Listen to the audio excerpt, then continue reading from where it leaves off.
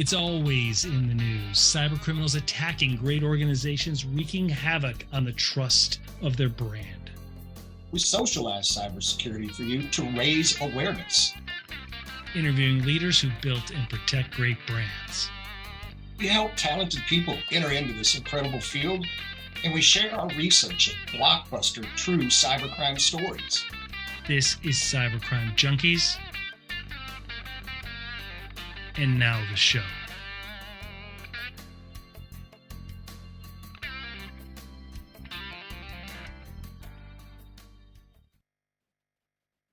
All right. Well, welcome everybody to Cybercrime Junkies. I am your host, David Morrow, and I am joined today by my always positive, always fantabulous co-host, Mark Mosher. Mark, how are you? Thank you for that upbeat introduction, David. Thank you. That is the insincere things to say to coworkers that we've developed. It's very effective. I give that a 5-star review. Yes, very good. Hey, I'm really fortunate. I think you and I are both really excited about this. Is going to be great. Yeah, really excited. So we're joined today by Cody Getziger, speaker, leader, author, hacker, former LulzSec member, and cybersecurity champion. Cody, welcome to the studio, man. Thank you so much for having me. Yeah, well, we're glad to glad to be here. You know, what's interesting is we actually started this podcast about 6 months ago, maybe. It really hasn't been that long. And our very first live stream was about the Sony breach. Yep. Right now, It wasn't the one from 2011. It was the 2014 breach. And we were just talking about all the open questions. Like, was it North Korea? Was it this? If it was North Korea, why did this happen? how did they know this? And there were more questions than answers. And so that kind of sparked the whole interest. And so we're really funny. Real fast on this. Oh yeah, Sony's been compromised several times, right? It's just not Sony Pictures, which is the one that I was involved in. Right. So you had the one around the movie. The one that you were talking about. You also had Sony Online Entertainment that got breached as well. And I can't tell you how many people that will they'll swing by Twitter real fast and be like, hey, Cody Kretzinger, thank you so much for hacking Sony PlayStation. And I'm like, that wasn't even my hack. That wasn't your breach. It wasn't right. That's hilarious. So it's usually just like, thanks, bud. That's hilarious. So before we even get there, let's walk back to kind of where'd you grow up? Did you grow up in the Midwest or did you grow up out in Arizona? Yeah, so I grew up in the Midwest and got involved with IT, and a good buddy of mine showed me this pamphlet for a college out in Arizona, specifically Phoenix. Yep. And they had a really, really awesome curriculum. Network security was the main component of it, but they also had computer forensics as well as network engineering. And it sucked me in, and it was a really fascinating time out there. Yeah. So what drove you to be interested in computers as a kid? Like, was it just the fascination, or just kind of what you liked? Yeah. So that. I love my origin story. That's the kind of what I like to call it. So there was this game called Uplink, and it is a hacking simulator game. Actually, before then, a good buddy of mine, his father was really into computers, computer gaming, specifically Command and Conquer series. So that kind of that was my foray into computers, and then gaming, and then once Uplink came out, I played it and realized that there was a component of computers that was security based, and that launched me into kind of some underground hacking scenes to kind of figure out where I enjoyed doing certain things, and then ultimately got me professionally interested in doing security. Did you come from a background in it? Like, were your parents in technology or anything like that? I couldn't meet two more distant people from technology. I will say my mom was a clerical typist that worked her way up to a really good position at a local government. My dad worked in law enforcement, so he's the king of spreadsheets, which is kind of a funny goof around the house.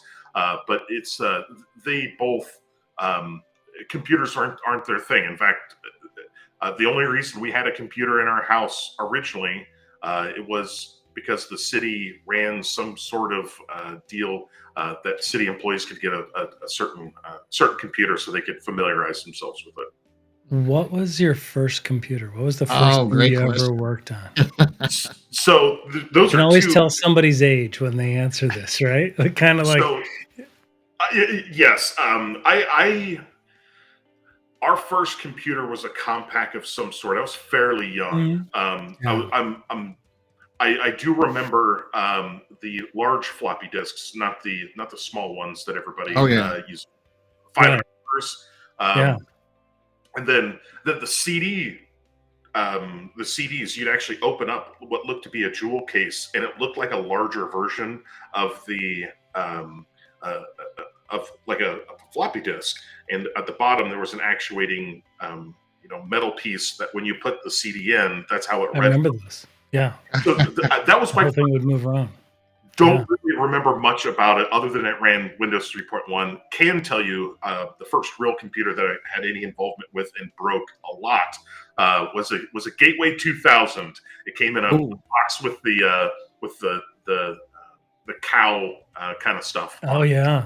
Gateway was the bomb, man. You'd walk in there, they had the Gateway people. They were like, I'll customize a solution for you. You're like, wow, this is great. Yeah. That is so funny. That's great. So what was it about network security and things like that got you into wanting? Is it the challenge of it? I'm trying to understand for myself. I'm fascinated by the mind of networking engineers that like look at something like I look at it and I go, oh, isn't that shiny? That's so cool. You guys look at it like, how do I make this thing like start my lawnmower? Like, how do you think like that? Like, you know what I mean? Like, what was it that interested you like that? Or even, how can I break this? Right? Yeah. So like the hacker mentality. Right. Yeah. Mhm. I mean, that's the mentality really It is. that hackers have. And let me tell you a story. I was at a conference a few weeks ago, and it was after a really long day, and I just plopped my butt down into a chair away from everybody else, kind of party going on in the background.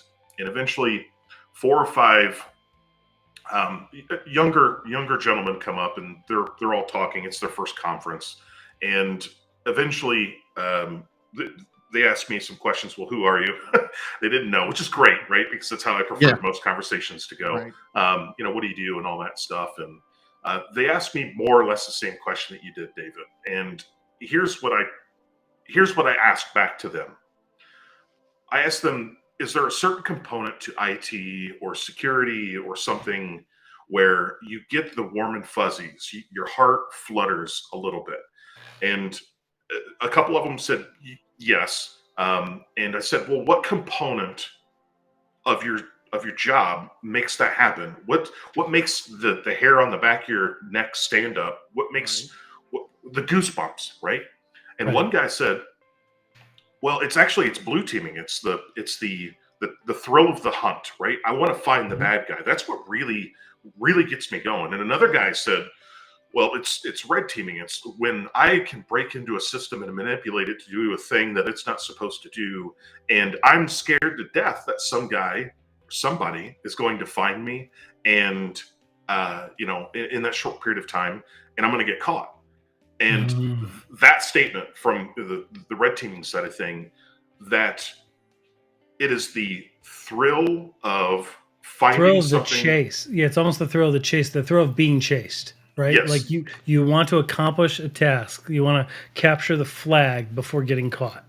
Yeah, there's a component of that, but there's also a component of I'm able to manipulate a system in such a way to get it to do a thing that it's not supposed to do. And I might be the first person to have ever done this. Right. Yeah. Well, and in the community, there's street cred, right? There's accolades. There's hey, I was able to do. I was the first. He's shaking his head like, oh yeah. Yeah, I know. We're going to get into that in just a second. Everybody, just wanted to mention Cybercrime Junkies Prime. We now have a subscription available through our podcast, and it offers exclusive content, bonus episodes, and even pre-releases of all of our standard shows. We keep it simple. It's just the cost of 1 cup of coffee 1 time a month, and you can cancel anytime. You can subscribe by scanning the QR code next to me in the video or by clicking the link in the show notes. If you select not to subscribe to our Prime membership, please at least consider subscribing to our YouTube channel. It's at Cybercrime Junkies Podcast on YouTube, and it's absolutely free. It allows us to bring great guests on the show. Thank you for your support, and now let's get back to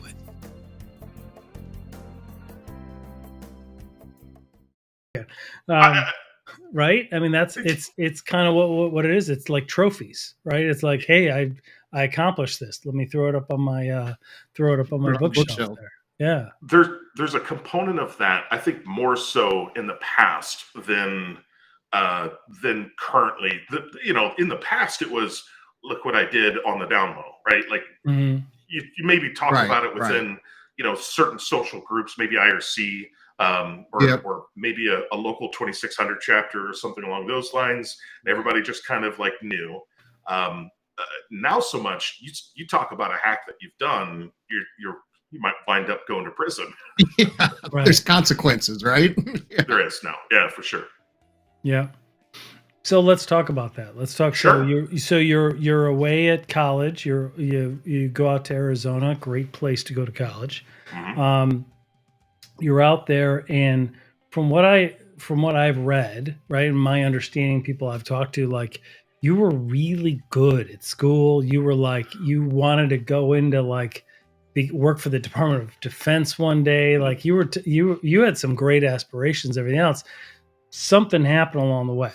So walk us through that. So the college that I went to catered to nerds, number one. Number two, the group of people that went to the school or joined the school when I did, we all kind of clicked together, and we found each other. But we found components of what everybody liked, and everybody kind of had their own lane, if you will. But we'd constantly be educating each other, and we built this group. It was one of the largest student-ran security research organizations in the United States, where we were trying to find vulnerabilities, trying to find exploits or code exploits. We were trying to teach other students that were not security-minded. It's a very large group of people, and we were teaching people how to hack, right, ultimately, right.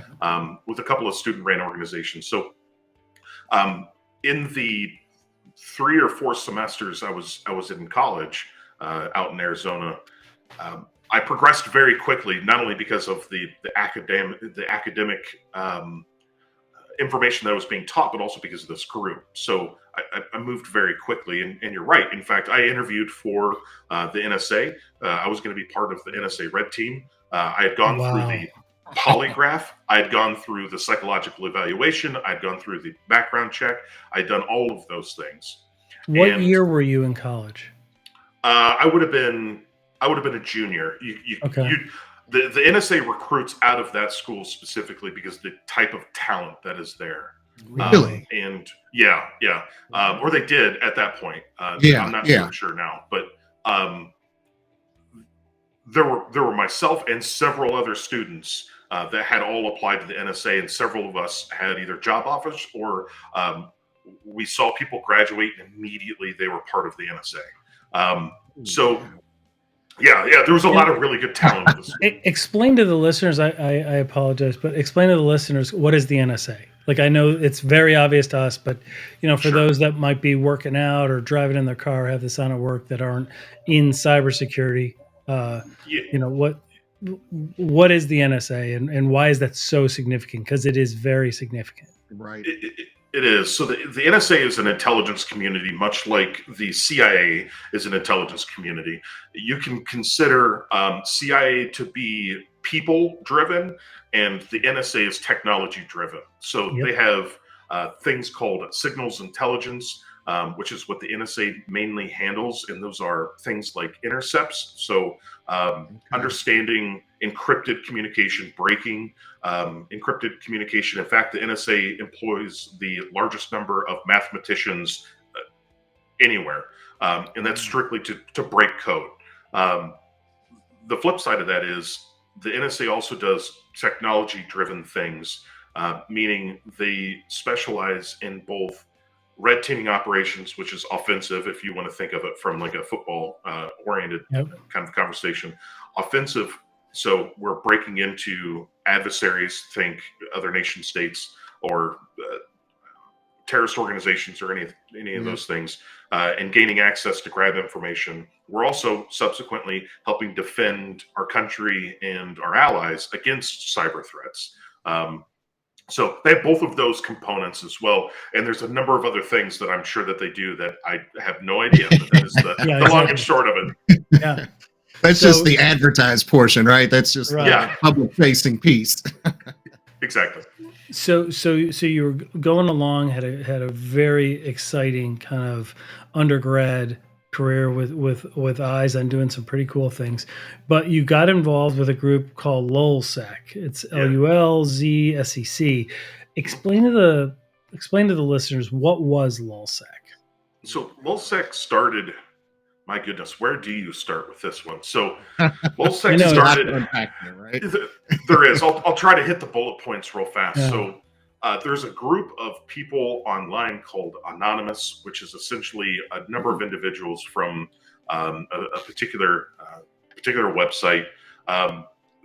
In that group, there was a few people that got together who were fairly intelligent and created LulzSec, and it was created by 2 or 3 individuals. One of which was Sabu or Hector. And he was kind of the ringleader, if you will, of LulzSec. So they hacked into a few different. They have some very well-known breaches. they do, yes. Hacks. Yeah. So they hacked into a few things, and Hector and I, in fact, went back a lot of years, back to my youth. And one day I got a message on AOL Instant Messenger, and it said, "Hey, you should come check out what we're doing over in LulzSec." And they had already made the news at this point, and I was genuinely curious what was going on inside. It was an IRC server, so I was genuinely curious what was going on in the IRC server. Absolutely. And so that was a good explanation, by the way.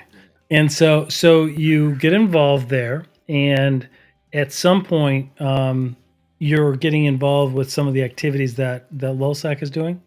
Mm-hmm. Is that fair? Yeah. So there were several hacks that were going on prior to my arrival. There were several hacks that happened while I was there. There was only one specific hack that I was involved in, and that's the Sony Pictures hack. Okay, and the Sony Pictures hack, and for the listeners, it is not the PlayStation hack. There's a very big distinction. Sony has sustained several different breaches that have made it to the media. There's the one in 2014, which we talked about in our very first episode. There's the PlayStation one, which happened earlier, I believe, right? Mm-hmm. And then there is a compromise that happened between late May of 2011 and June of 2011, which is the computer systems of SPE, Sony Pictures Entertainment, which were compromised. Correct. And they attribute that to a compromise from LulzSec. And now, does LulzSec mean anything? The name? Is it like LOL security, like last minute security, or what does it mean? That's exactly it. It was mainly the purpose of LulzSec. You don't have to read into it too far. Surface levels is exactly what it was, and the entire idea behind LulzSec was first you had a bunch of nerds like myself that had a chip on their shoulder and wanted to prove something. And you guys were kids. I mean, you guys were kids. We ranged. 20s for sure. Yeah.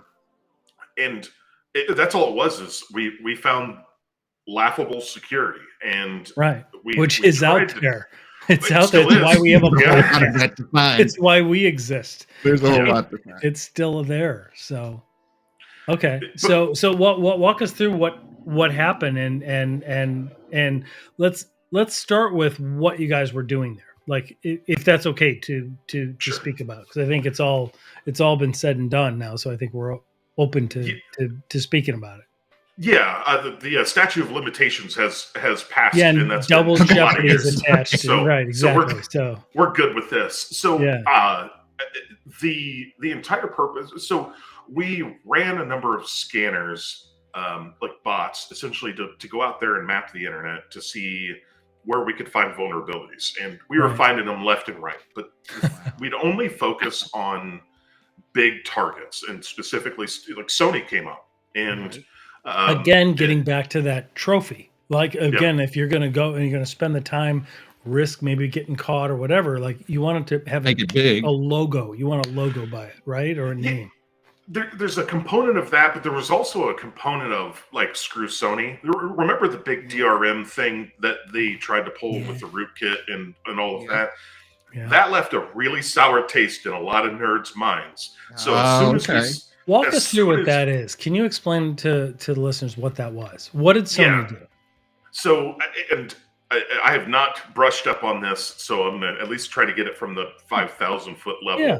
Right. There was a music CDs that they had put some sort of digital rights management on. Mm-hmm. So basically making it very difficult to steal the music and play it somewhere else, right? Remember, this is like the era of Napster. Exactly. And like this piracy. Is back in the day. Everybody was ripping off songs, right? Exactly. So Sony developed this application, which was a rootkit, which installs itself. A rootkit basically just installs itself at like the highest level privileges of a system, and is very, very sneaky in how it does it. And that application was there to make sure that you couldn't steal the actual music itself. So at some point, the encryption key or there was a key associated with it that somebody discovered. Then Sony tried to sue them and cover it up, and then everybody published it online. It grew, snowballed into this thing, and eventually there was a lot of hatred towards Sony, and nerds don't forget. So there's a little bit of that hatred was still there when we discovered the website that was vulnerable.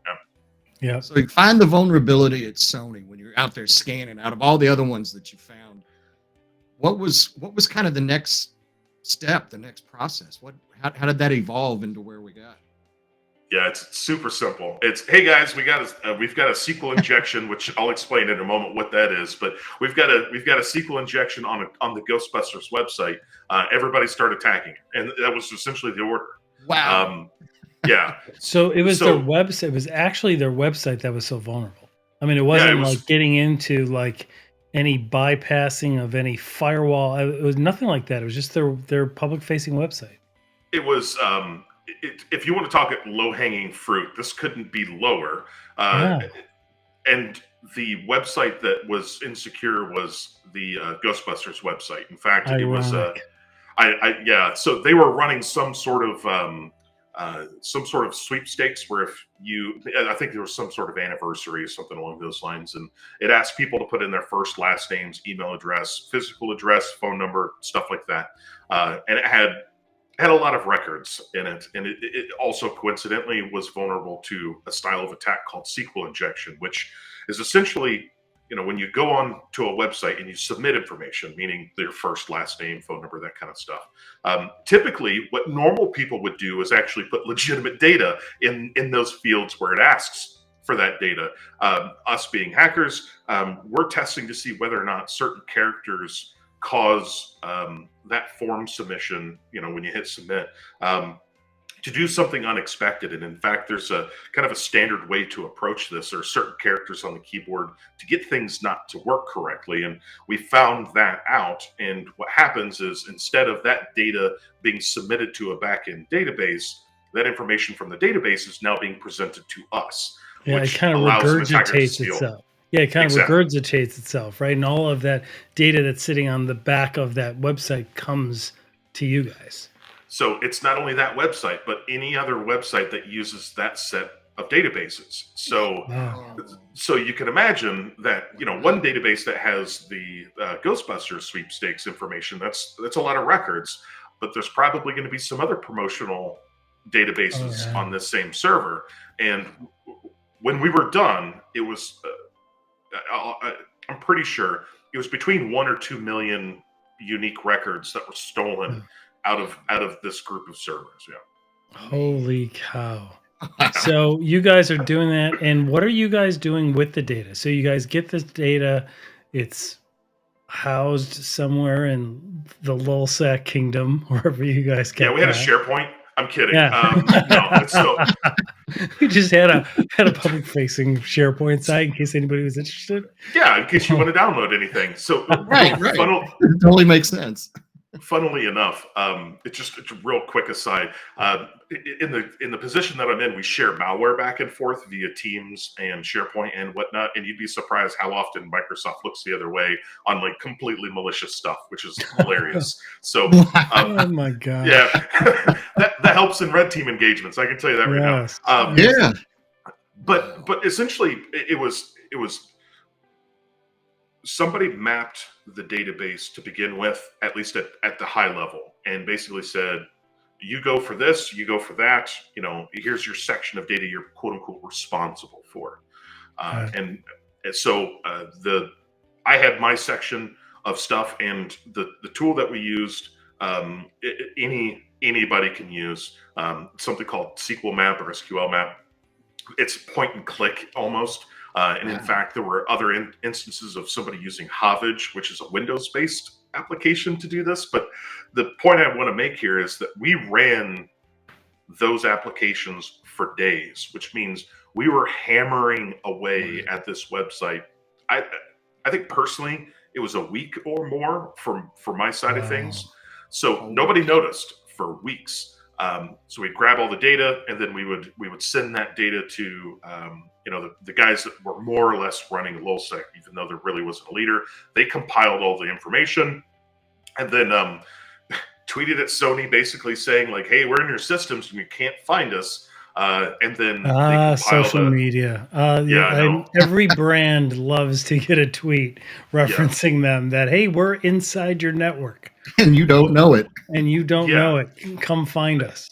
Now, remember, LulzSec had made national news like 4 or 5 times prior to this particular hack occurring. Yeah. Imagine a threat group right now. The folks behind Quackbot, for example. Yeah, or like Lockbit 3.0 tweeting something out too. Right. Yeah. Saying, Sony, we're in your systems and you haven't found us yet. It was more or less the same in terms of how it was received on their side. It's chilling. It's chilling, right? It is. Yeah. But once we had all the information, we compiled it and then dropped a tweet real fast, and then there was a torrent. So anybody could download all of this information. Yeah. And then, and you're still in college, and you're going to school, skipping your way over to class, looking for that interview with the NSA.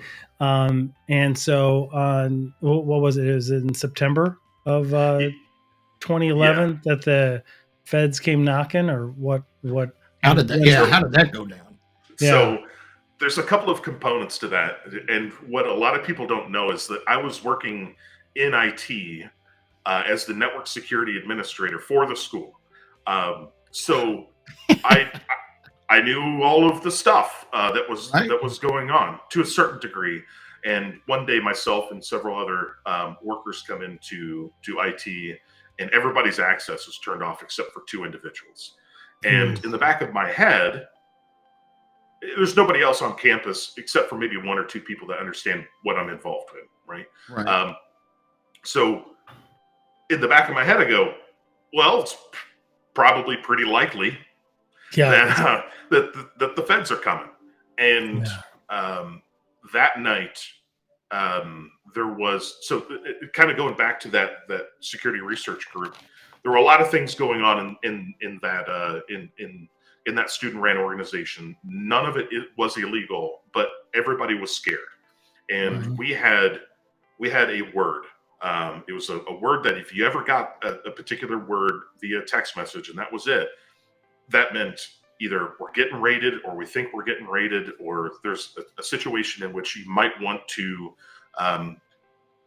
destroy evidence, is really what it boils down to. Mm-hmm. And a few of us got got together that evening, and that word went out to the entire group. And Whoa. yeah, and I've never seen the removal of so much hardware from a single dorm room than I did that particular night. There's a significant amount of information that was destroyed. So when you had the sense that the feds were coming before they actually came and you met them, what was going through your mind? How did that make you feel? I mean, it gets into the core of the hacker mindset that you want to go and capture that flag without getting caught, right? And you have that sense that it's being exposed, right? So does that get you down to your core? What happened? Like, what was that feeling like? So I was a very, very arrogant young man. And while I figured the feds were coming and going to be knocking on my door, I thought I was smarter than them. It's what it boiled down to. Okay. Yeah. Oh, yeah. Yeah. Learned my lesson on that one. Right. You got that straightened out real quick. Very quick. Kind of happens. So, but I did take steps, right? I debanned all of the drives that were associated with any of the things, and destroyed quite a bit of information. And what's jumping ahead, when they actually do the raid and they're interviewing me, instead of actually saying I want a lawyer, I'm telling them that I'm smarter than them and that I destroyed evidence and a number of other Always things. get you pretty far with the FBI, right? Yeah, they love that. I told you I was young and arrogant. Yes, That's a good example. They Thanks love for backing sitting it up. across the desk from like a 20-something being told how stupid they are and how bright you are. Like, they love that. They had the final last word, though. Yeah, they do. So I got to ask, Cody. So, and I heard you refer to it as a raid. Is it like we see on TV? Did they come in with the blue jacket with the yellow lettering, and they all had guns? And what happened? Or did they just walk in some suits and say, "Cody, come with us"? So I much would have preferred the latter, but it wasn't quite as bad as the former. And in fact, when I give my presentation, especially to kids, about my backstory, there's a GIF of these guys breaking into a house, and they're dropping through the ceiling, through skylights, and kicking in doors and going rappelling through like stuff. ninjas. Yeah. Rappelling like ninjas, right? And I always tell people, well, that's how I got raided, and of course that's a complete lie and fabrication. Right. What they did do was show up at my dorm room, and my poor roommate, I feel so bad for him. Whoa. Yeah, what they did do is, hey mom, I'm gonna go. Hey mom, I've got this really cool roommate. He's got all this he's really smart. All this hardware. There won't be a lot of drama. He'll just be nerding out all weekend. Don't you worry about me. And then the feds are at the door. So they show up at the door. Hey mom, my roommate's in a little trouble. All right, sorry. So the feds are at the door. So it's 5 o'clock in the morning, and these guys show up, and there's a knock at the. Actually, I hear the key card coming. So there was two components to the lock. There's a physical deadbolt, and then there's the key card, like you would at old school hotels, right? And I keep hearing it getting denied because the deadbolt's engaged. I never deadbolt the dorm room door, but that night prior, for some reason, I did, and I hear it occur. That gets me kind of out of my sleep. And then there's a knock, unlike a knock I've ever heard in my entire life. It is they do the cop knock, the dat. It is the most authoritative knock you'll ever hear in your entire life. And I hate that happens. Yeah. By the way, no one's waking up any other student at 5 o'clock in the morning in this dorm room, right? So I'm already a couple steps ahead of what I think is occurring, but it's not like I'm gonna bust out the window and try to run away. So I open the door, and there's the FBI agent that I grew to know, and I put my foot behind the door, and it's only open just a few inches, and he asks, and I can't remember which name he used, but it's hilarious, and he goes, is such and such here, and used a woman's name or girl's name. And the thing is that this particular college was 98% male. The likelihood of a woman being in any of these dorm rooms was so small. And it caught me off guard. And I said, no. And he goes, that's when he pushed his way through the door. It's, hey, FBI and Secret Service, we're here to execute a search warrant. You need to sit down, like all of these things. And about 20 guys then enter this very, very small dorm room. I was going to say the dorm room is like an 8x12 space. Yeah. Like 20 guys come. But to answer your question, they were plain clothes, right? They were wearing, they weren't even in suits. They were in just street clothes. All right. Okay. A little less intimidating. And so then, from what I understand, and people that we've spoken with, like, you were super cooperative. You were, despite your version of being young and arrogant and stuff, you didn't put up much fuss. You kind of were like, look, this is what we did. Like, you were, it was a hack that we achieved. Yeah, at a certain point, like, they've got you dead to rights. And one of the things that, throughout your process, anybody that goes through the federal process has been charged by a federal grand jury, and they have you've been indicted, right? You have to go through the indictment where they issue a true bill, and they've actually said there is probable cause to proceed. Yeah, so like there's already a level of like detail there that most search warrants don't have, and then once you're through that original kind of the original indictment, if you will, or even just a search warrant, you start to realize, like, well, they have all of their ducks in a row. There's not really much that I can do or say. And if the feds have something like a 97.5% conviction rate, so yeah, it's much different than state charges, right? Local district attorneys, the county prosecutors, they shoot from the hip. They don't have the resources and everything else. It's like high school ball versus the NFL. Like, it's when you get up to that federal level, they pretty much have dotted all their I's, crossed all their T's before acting. Yeah, so I mean, then becomes the component of going back and forth with the feds. There are other former LulzSec members that were just complete. They were not friendly towards the feds. They also subsequently had 10-year sentences, as opposed to where mine was a year and a day. So I would say that I did a little bit better off than the guys that didn't cooperate to some degree. Yeah. So did they pick a bunch of you up all at on the same night? It's been 5 a.m, or was it just sporadic? How did that work? I was the first to go of the group. Oh, wow. So that opened the floodgates, and from there, I think everybody else realized probably best to shut up shop and move on. Now, mind you, why do you think you were first? I'm just curious. Like, I wonder, you know what I mean? You weren't like the main one that was driving a lot of it. I mean, I wonder why you were first. Luck of the draw. Oh, okay. I don't know. I don't know if it was easier to find me than others. There's been speculation where you were. Yeah. Well, the thing is there's been some speculation as to the validity of the VPN service that myself and others used in order to kind of hide our identity, and whether or not that. Yeah, I read about that as a proxy server. You were using a proxy service, and it should have shielded your identity, your IP at least, and things. And maybe that got compromised somehow, or that's why I was going to ask. How did they find out it was you guys?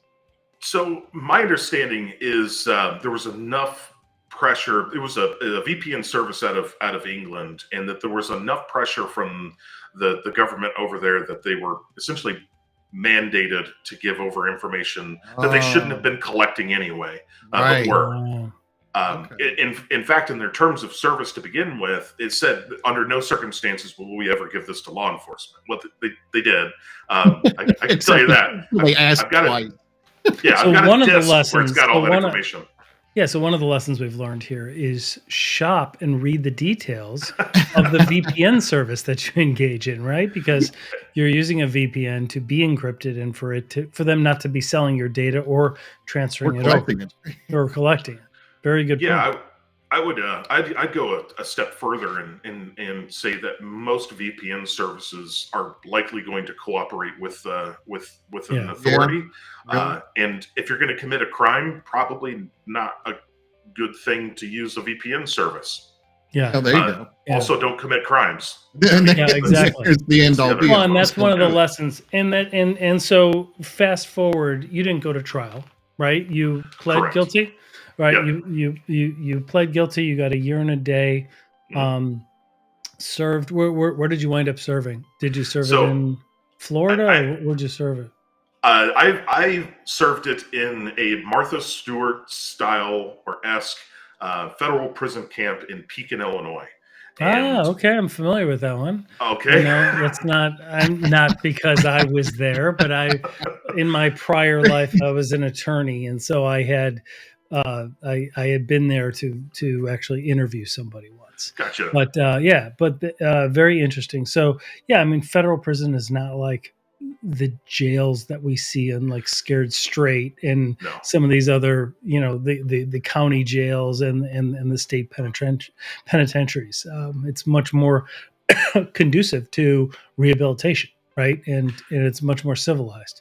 It's still a hard fall from being in college. Like that's the whole point, right? It's still a huge blow to a human being who was knocking on, you know what I mean? You were in your prime, you know, going to work for the NSA, but you've recovered really, really well, and you're doing some great things, and that's why you're here. And so let's share some of the great things that you're doing for the security community, and the presentations that you're doing. Like, you do a phenomenal job, and this is like this. It's so important to me. Like, we've talked to a ton of people that identify as hackers, that identify as prior, you know, cyber criminals, that are on the good side of the law now, that really help in ways that other people can't, right? Because they don't think the same way.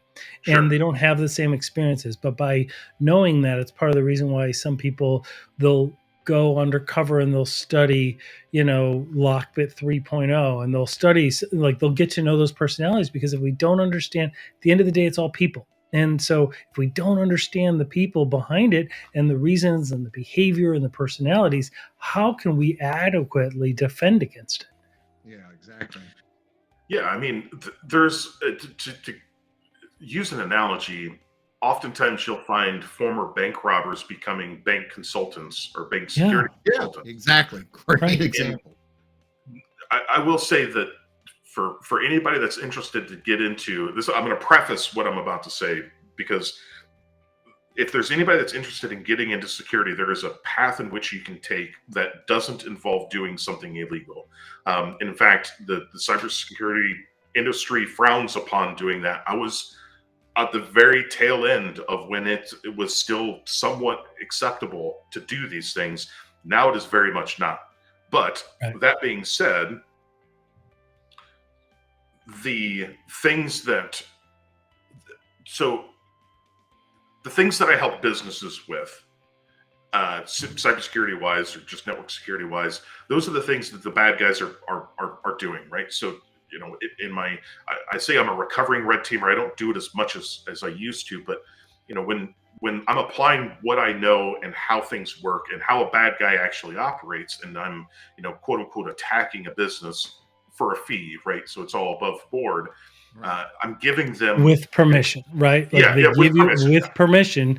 They want you to. That's what red team engagements are, right? Exactly. I mean, exactly. They want to be hacked, because the agreement is you're not going to do any harm.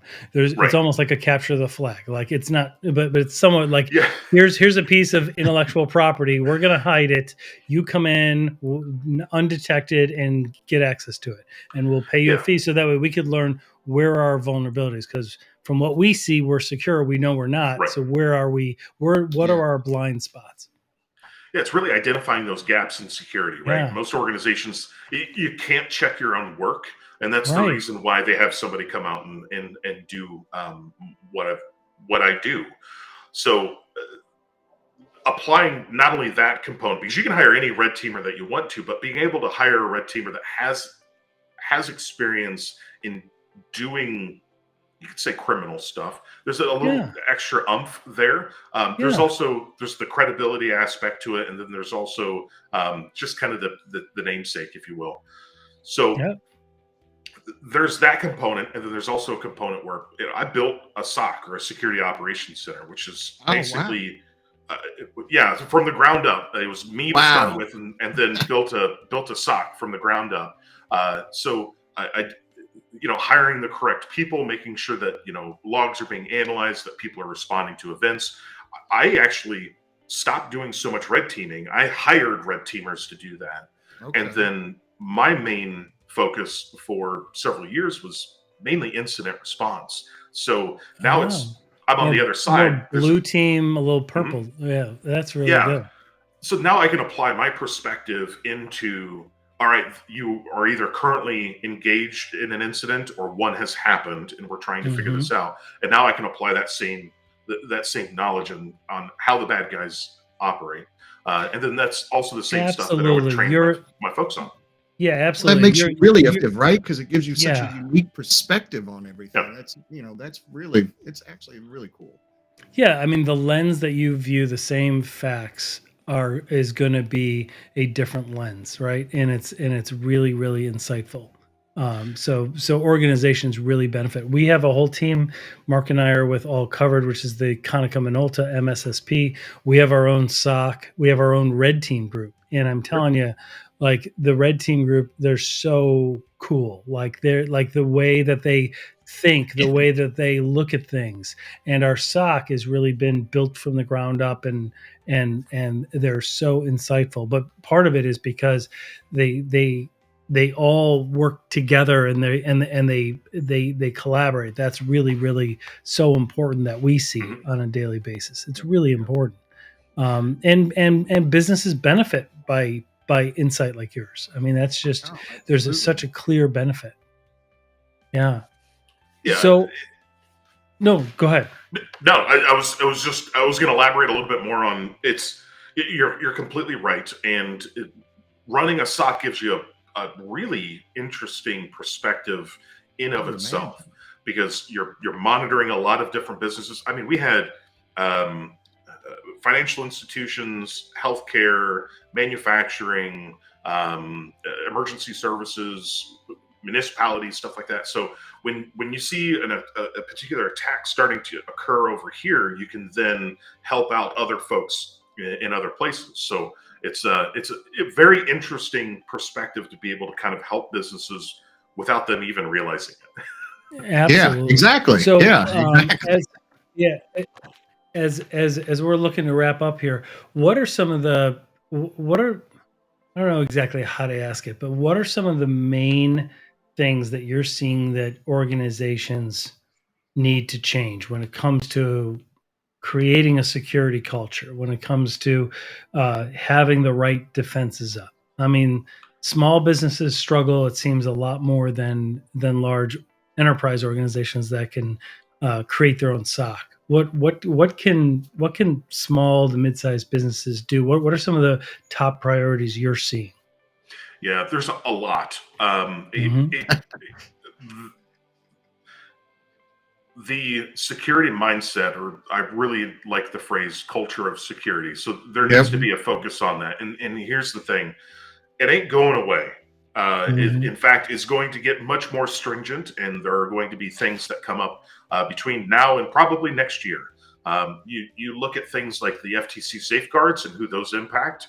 Mom and pop accounting shops versus big automotive dealerships. They're all on the hook now for developing a security program.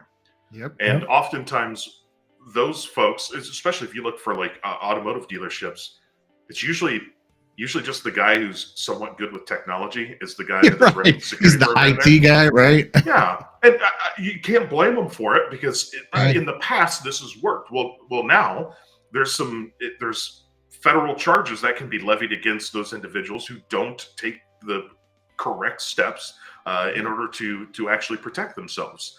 So that's one component. So we're seeing regulation. The other component is that folks don't. They think, and using this phrase again, they think that they can check their own work. And that is really where having somebody come in, do an assessment, figure all that stuff out, that's going to be it's not only incredibly important, but it needs to happen on a regular basis to identify where those gaps in security is. We can sit here and we can talk about whether or not MFA is enabled, whether or not somebody uses a password manager, whether or not there's long passwords versus short password. We can talk about technologies and controls and all of those things, but really what it boils down to is understand the regulations, make sure that you're checking on those things, that somebody's got eyes on the glass, because it's going to continue to grow. This is something like a 500% growth in cybersecurity in the last year or two. I don't expect that to slow down at any time. And for folks that are not putting focus on security now, it's going to bite you in the butt at some point in time. And not to spread FUD, but it's one of those things where it'll come back around and get you at some point. Yeah, it's not going to go away. And you're not spreading FUD. You're not spreading fear, uncertainty, and doubt. It's because that is what is there. Right? It's inherently in that topic. It goes to the core. And it goes to the core of an organization's brand, right? That brand is there because customers trust them, and people lose trust when people lose their stuff, right? When all of a sudden, you want to buy a vehicle, and all of a sudden your kids, false tax returns are filed on behalf of your kids because you tried to buy a vehicle. Well, guess what? We can buy a vehicle anywhere. We're not going to do it from you next. Now we're not going to do it. Right? Yeah. You. I mean, that's it goes to the it really goes to the core. Yeah, and I agree with you about the culture, right? It needs to be something that is ingrained in that culture. It's got to be something that from the top down, it's got to come from leadership. It's got to be part of everything. When you think about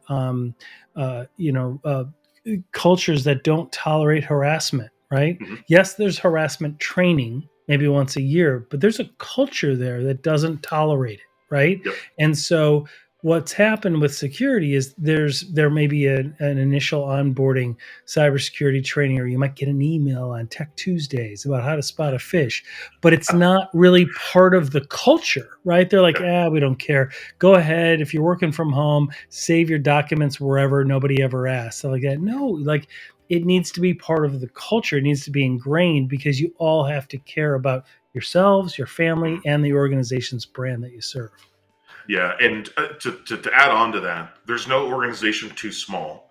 That is great point. Yeah, great point. It's the only reason you don't hear about the mom and pop places getting smoked is because they either the mom and pop places being compromised or having an incident is either because it's low enough in the news that nobody cares, or they haven't detected it yet. Yeah, that's all it is. That's a great point. That's really good. Well, everybody, please check out Cody Kretzinger. We'll have your links to your services, links to your LinkedIn. Connect with them. The information that you have out there is really helpful to organizations. Yeah. And it was fantastic. Yeah, appreciate you coming on, Cody. That was fun. It was really love insightful. Doing this stuff. Yeah, it was really insightful. So thank you so much. We'll have links in the show notes for everybody to connect with Cody, and just a really unique, fresh insight. And we really appreciate what you do. So, So, all right, man. Thank you so much. Thank you, David. Thank you, Mark. All right. You guys have a wonderful rest of your day. Talk soon. Right. Okay. Thanks, Take guys. care, man. All righty. Hey, well, that's a wrap. Thank you for listening. Our next episode starts right now. Please be sure to subscribe to our YouTube channel. It's free. And download the podcast episodes, available everywhere you get podcasts. To support our show and get exclusive pre-release episodes and bonus content, please subscribe to Cybercrime Junkies Prime. Link in the description and show notes. And thanks for being a cybercrime junkie.